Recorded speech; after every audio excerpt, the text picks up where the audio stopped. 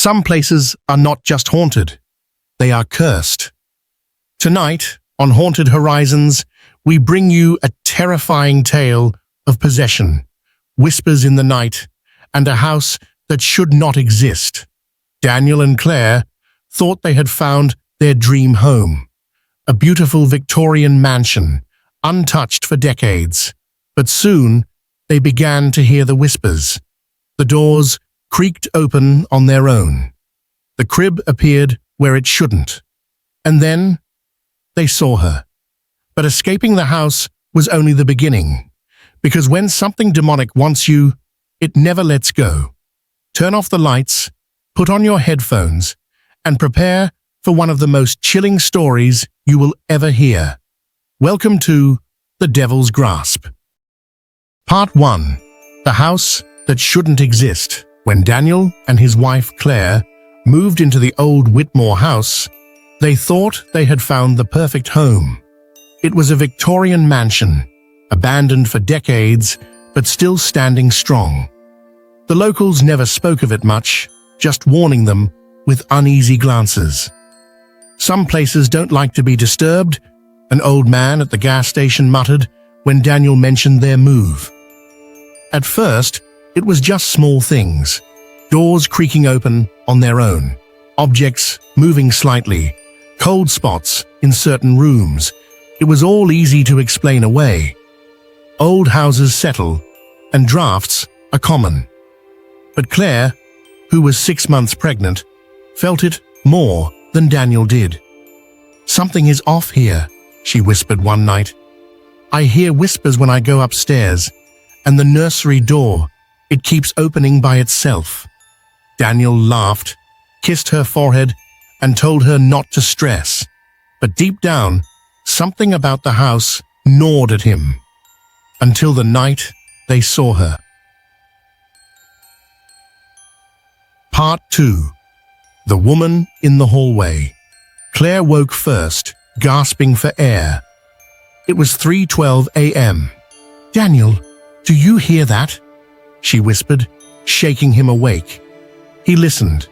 At first, nothing, just the hum of silence. Then footsteps, slow, deliberate, coming from the hallway outside their bedroom. Daniel sat up, heart pounding. He reached for his phone and turned on the flashlight.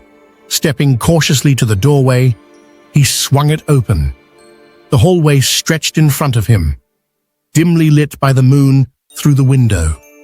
And there, standing at the end, was a woman. She was tall, wearing a tattered white dress, her head tilted slightly. Her eyes were hollow sockets, black as night, and her mouth was slightly open, as if trying to whisper something. Then she moved. Not like a person, jerky, unnatural, twitching. Daniel slammed the door shut and locked it, breathing hard. Claire clutched her belly, shaking. "We have to leave, now." But as he reached for his phone, the bedroom lights flickered, then died. Then the whispering began.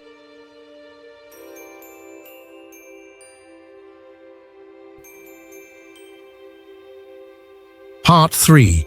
The baby she wants. Claire screamed as the woman's voice filled the room, a hushed, gurgling sound as if speaking from underwater. "Give her to me." The air grew thick, suffocating. The bed trembled beneath them. Daniel grabbed Claire's arm and rushed toward the door, but it wouldn't open. No matter how hard he pulled, it wouldn't budge. The whispering grew louder. Then something grabbed his wrist. It was ice-cold, bony fingers, but nothing was there. Daniel yanked his hand away and turned to Claire. Her eyes were wide with terror. Behind him, the closet door creaked open by itself. Inside, they saw something horrifying. A crib. A dusty, antique crib with rotting wood and torn fabric. Inside, something shifted under the blankets. Daniel held his breath as Claire clutched his arm. Slowly, the blanket began to slide off, revealing tiny, blackened fingers. Then a baby's laughter, warped, unnatural. Claire collapsed, holding her stomach. "Daniel, we have to leave. It's not safe for the baby." The house roared around them, the walls shaking, the windows rattling.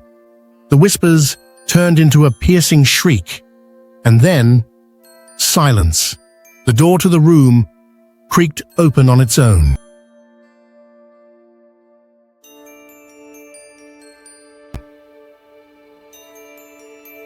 Part 4. The Escape and the Truth. And Daniel didn't hesitate. He grabbed Claire and rushed through the hallway down the stairs. The front door was wide open, as if the house was letting them go. They stumbled into the night, running until their legs gave out. When they looked back, the house stood completely dark, silent, as if nothing had happened. But the next morning, Daniel searched online for the history of the house. He found something that made his blood turn to ice. The Whitmore house had burned down in 1923. A family had lived there, a mother, father, and newborn baby girl. The mother had gone mad, claiming someone was trying to take her child. She killed the baby, then herself. The house had been abandoned since, but they had been inside it, lived in it, slept in it.